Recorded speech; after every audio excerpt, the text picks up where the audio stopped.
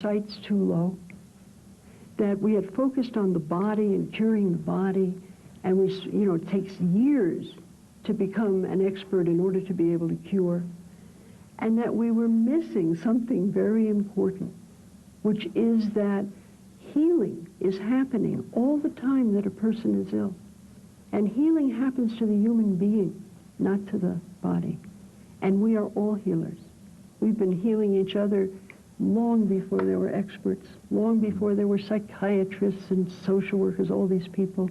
We have been helping each other towards our own dream of ourselves, And I wanted to open the perspective of medicine. I don't think I would have thought of it that way at the time. At the time, I would have said, I can't do it this way anymore. I feel like I don't fit, I don't belong. And I had had that feeling of not belonging for years in medicine. And now whenever in old-style medicine. Yeah. And whenever I come across a medical student who is about to drop out, I tried to drop out many times in medical school, and who feels that there's no place for them here, I tell them that they're not going to find a place. They're going to have to build a place. And that they don't belong because they belong to the future. And that when they build a place, they're going to build it not just for themselves, but for everybody. Okay, what's the place? The different way of doing things. The different way of doing things. The expansion of the nature of medicine. And actually, it's not an expansion, Charlie. It's going back to the lineage of medicine. Medicine is not about science. Science is not about the meaning of medicine. Medicine is about service. Medicine is about every human life matters. It's not about healing disease. It's deeper than that. It's a way of life. I happen to see it as a philosophy, and I think it's a spiritual philosophy. That's why perhaps we call it a practice, And I see it as a way of life that's characterized at its best by compassion and harmlessness, service, reverence for life. These aren't the qualities necessarily of a scientist. It's a different way of life than that. And I felt that somehow we had gotten distracted by our science from our mission. And that seemed important to me. Are medical schools today changing because they're coming to appreciate and believe in your message? Well, not necessarily my message. I knew as soon as I said your message, I knew I'd gone too far. Yeah. Well, I think there's been more philosophy of service, compassion. Because you talk, and I mentioned earlier in talking to Dr. Dean Ornish, this notion of you suggest you're trying to pull medical students away from objectivity, right? Well, they're not objective when they first come in. They're on fire with the spirit of service. And what happens is, all across the country, these wonderful young people come in filled with a sense of the privilege of being able to use their lives to help other people. And all of the studies reveal that in 4 years, these very same young people will be cynical. Great percentage of them will be depressed, burned out. Yeah. And I feel that this is not something innate in learning how to be a doctor. That this is not built in. In other words, you don't have to be there. You don't have to be there, no. And it's almost as if we're very... we're very good at teaching people what it is they need to know. But in that process, we don't remind them why they've come. They forget why they've come. They forget what they're serving with their expertise, which is life. We're here to befriend life. That's what medicine is about. I want to talk about two things. One is what happened to you, this journey you took. I mean, you mentioned that when you told your colleagues at Stanford, I'm out of here, they thought of you at best as a maverick, right? As kindest. Kindest. Yes. The most generous comment, she's a maverick. You have become a bridge for the medical profession, in a sense, to a new sense of compassion and a sense of what the practice, the craft, can be. You also believe beyond compassion in storytelling. Ah, yes. Patience telling stories. Before I talk about the idea behind that, I want to just know a couple of stories from my audience. One is the Stonecutters. Oh, yes. This is a wonderful story. It talks about what I have discovered from my patients, all of whom have cancer, which is in times of crisis, meaning is a human strength. That meaning does not change our lives, it doesn't change our work. What it changes, having a deep sense of personal meaning, changes our experience of our lives. And it strengthens us to our task. And this is a Sufi story, it's old. Yeah. And you're asked to imagine that you are watching 3 stonecutters in the Middle Ages building a cathedral. And you watch them for a while. And all 3 of them are doing the same thing. People bring them a rock, they cut it into a block, take it away, bring them another rock, cut it into a block. And after a while watching this, you go up to the first man and you say, "Excuse me, what are you doing?" And this man is hostile. And he turns on you and he says, "Idiot, use your eyes. I saw you watching me. They bring me a rock, I cut it into a block, they take it away. They bring me a rock, I cut it into a block, you take it away. Been doing it ever since I was old enough to work, and I'll be doing it up until the minute I die. You can see what I'm doing. Why are you asking me such a stupid question?" Right. So you move on, and you go to the next man, and you say, "Well, what are you doing?" And he says, with a smile, he says, "I'm earning a living here for my beloved family. With the wages they pay me, we have a strong house, and there's good food on the table, and my children are growing strong. Earning a living here for my beloved family." Right? And so you go on to the third man. You ask him, "What are you doing?" And he is absolutely radiant. And he says, "I am building a holy lighthouse, a place of refuge for people who are lost in the dark. And it will stand for 1,000 years." Now, each one of these men is doing the same thing. They're cutting rocks into blocks, right? But but finding a personal meaning in even the most routine and ordinary of tasks opens that task to the experience of deep satisfaction, even joy. The restorative value of storytelling is that you find meaning Absolutely. in your existence. Yes. That the facts don't carry the meaning. The stories carry the meaning. And this is something I have learned very late in life, being a doctor all these years, that the world is not made up of facts. It's made up of stories.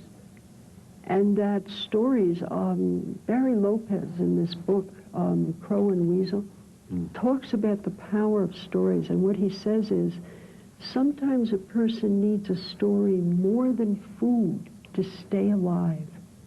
That's why we put these stories into each other's memory. It tells us why we're here. It tells us why we're here, who we are, and what might be possible for people like us.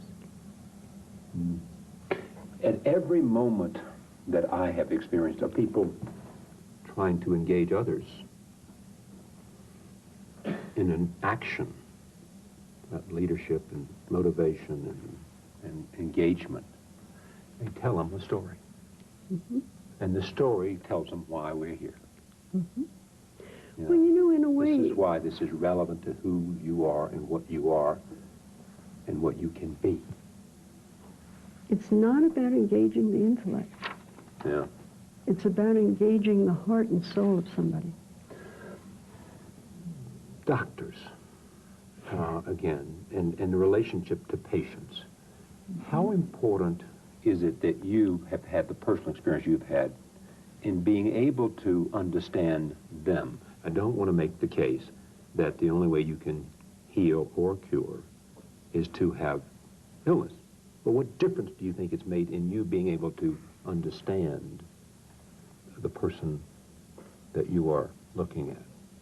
Oh. There's a concept called the wounded healer, a Jungian concept, and it basically says that wounding and healing are not opposites. They're part of a single thing. And that it is our wounds that enable us to be compassionate with the wounds of others.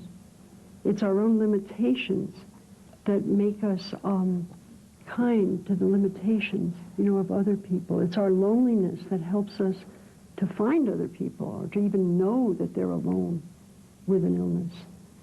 And basically, I think I have served people perfectly with parts of myself I used to be ashamed of. Ashamed of? Oh, yes. When I first became ill, I had a reaction that many people have. I was ashamed and embarrassed to be ill. Why? I don't know. I think it's a sense of difference. Do you think because you thought you were less than whole, or? Oh, well, certainly I thought I was less than whole. I also thought it was my fault in some way. Your fault? Yeah. Many I've never people... understood guilt. Not Jewish. That's right. I didn't have a rabbi who gave me my grandfather's blessing. That's right. All right. It's true. That's How true. about shame? Not much of that either. It shows you a sheltered life, doesn't it? No. I mean, I just never quite gotten those two things. I mean, I think you... But that's another story. That's another program, too. Shame, guilt, jealousy, pride, hostility, all those things. So we could do that. To talk about what happens at Commonweal, when people come there. This is in Bolinas, California. Bolinas. Yeah. What goes on? Well, first of all, Commonweal is more than a single program. Yeah. There are several programs. It's a nonprofit, an educational and research nonprofit. It's 25 years old. Right. And there are programs which deal with disadvantaged youth.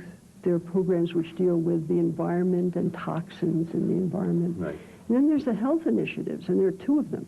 One of them is the cancer retreat, and the other one is the retreat that heals the doctors, the Institute for the Study of Health and Illness. So what we do is we take people away from the environment where they have felt wounded. And we use community as an instrument of healing. I think Michael Lerner is the president of Commonweal. I think that was his greatest contribution, is to recognize the power of community to heal its members, the ability of wounded people to heal other wounded people. Yeah. And it's a very simple thing. It's a retreat program. You go through the same activities every day. There's breakfast, there's a morning discussion group, there's sand-tray activity, there's yoga every day, there are talks that give you information about all different ways of treating cancer. But what happens is people have the time to discover the meaning of this illness for themselves, and it heals their fear. Fear... Fear of death? Fear of death, fear of physical change. How do you get somebody to, tell me what that means, to come to understand fear of death, or to come to understand, what happens there? What's the transition that takes place? How do you get them there? Or how they get themselves there is a better way to put it, obviously, I understand. Yeah, they do get themselves there, yeah. Each in their own way. And many people will say that death is not the worst thing that could happen to you. What most people tell us is that they're not afraid of death per se. What they're afraid is to be abandoned and to be in pain. And those things we deal with. We help people to deal with. How do you do it? By being there, by being present. One of my medical students said this wonderful thing to me at the end of the Healer's Art course that I've been teaching for a long time, 10 years at UCSF School of Medicine. He says, I have discovered that I can heal with my presence and my caring, things I could never cure with my science. And there is a way that people talking about their fear together dissipate the fear. Where are we? No. Where are we in understanding?